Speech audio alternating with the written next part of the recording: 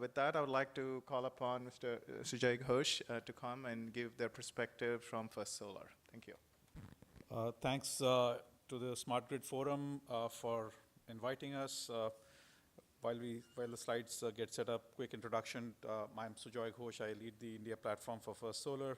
First Solar is the world's largest manufacturer of thin film photovoltaics, and most people recognize us as a developer of large solar projects. We've built several of the world's largest utility scale solar projects internationally, and as well as in India. We've been part of some of the fairly large solar projects on the utility side.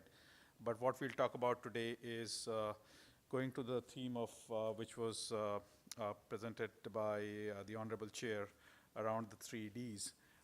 We have, so while the presentation gets set up, we wanted to present our view of the microgrids opportunity in India. The challenges we faced, we've had partnerships in India with local companies who set up, build and own microgrids using our technology. Some of the issues we have faced, what have we seen on the projects we have deployed, that's what we wanted to talk about.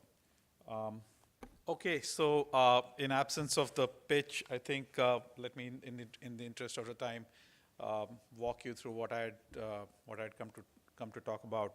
So in terms of the opportunity, about a quarter of our population in India lives without access to energy, and that's a fairly large size of the population.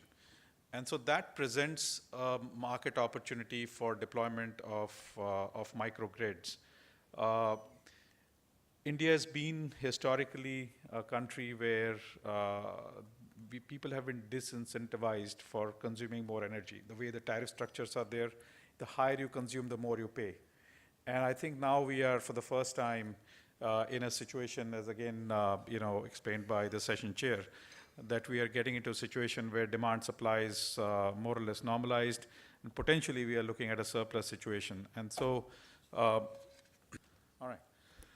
So, as I said, about a quarter of our population lives without access to energy. There's a lot of unmet demand, although we now talk about demand supply being normal, but we do see a lot of unmet demand, which can be addressed by the deployment of microgrids.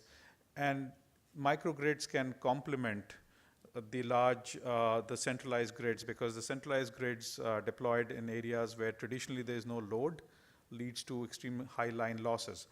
And once you start deploying smaller capacity microgrids at the end of the feeder lines, it also has evidence that it kind of helps in better operating the overall electrical system.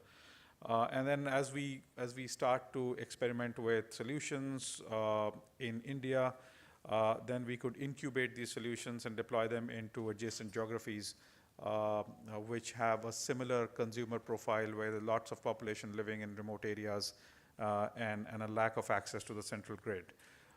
Some of the challenges we see, having worked in this sector over the last 4 or 5 years in India, the biggest one is really ambiguity in regulations, right? And unless there are clear, defined regulations in place on microgrids, access to institutional capital is always going to be a challenge. A lot of the projects which have been done so far in India on the microgrids, on the rural microgrids, have either been done using grant financing or by entrepreneurs who've put in complete equity. And that's a fairly expensive way of doing projects. So as this sector scales up, I think, and we would urge the stakeholders to have a similar focus on clarity around the regulatory infrastructure and the framework, so that the sector can scale up in terms of microgrids. The other issue is lack of standards.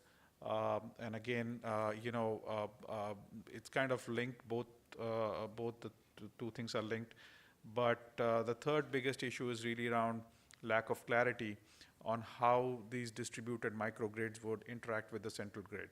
And what happens when, let's say, the central grid operator decides to take over those customers, right? And this has been one of the biggest issues which has probably deterred deployment and scale up of these rural microgrid solutions in India.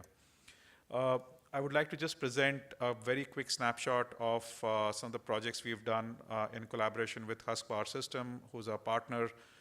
Most of these projects have been deployed in northern part of Bihar and northeastern part of UP. We're operating about 28 of these hybrid solar and biomass microgrids or mini grids as we call them. Typically about a 30 kilowatt peak PV system, hybridized with a 32 kilowatt small air-blown gasifier which runs on rice husk, and then it's integrated with a battery storage, and overall the grid operator also lays the wires and the cables and puts in smart metering to manage the customer.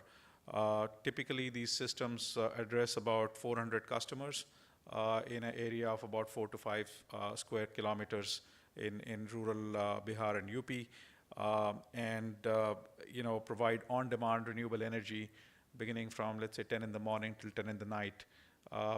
Pricing on an average about 150 rupees per month per household, which is affordable as compared to their next alternate choice, which was kerosene. And if you are a commercial consumer, then obviously the charges are slightly higher, going up to about 300 rupees a month for, let's say, somebody who's running a shop or a small commercial enterprise in these areas. The interesting thing which we have seen is the load growth. And typically in some of the systems which have been operating over the last couple of years in these areas, we've seen a 20% year-on-year growth in the load, and a lot of it coming from commercial. So the blue bar represents the commercial, the yellow bar is the residential consumers. And so we see, as energy starts to get deployed in areas which were energy constrained, we have seen a very direct correlation of energy driving deployment of more appliances and growing the load. Also, we see a very interesting correlation between energy and water, because a lot of these places are water constrained, and so solar-based RO systems for purification of water is something which is picking up in these areas. Overall, I would say, in terms of our takeaways, most important is we need to create a policy framework, both at the federal level and state level. Right now, there's a lot of individual efforts going on in a disjointed manner.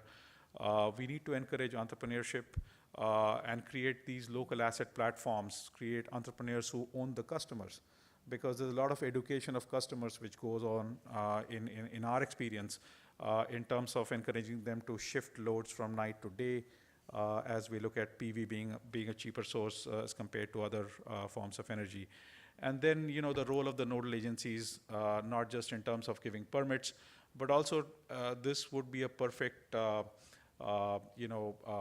lab where you could experiment with emerging technologies, both in terms of metering technologies, Internet of Things, and potentially blockchain, as you look at how do you have these smaller systems integrate with the central grid and kind of do deviation settlement and some of those things. So that's kind of our experience on rural microgrids in India. Happy to take more questions at the end of the session. Thank you.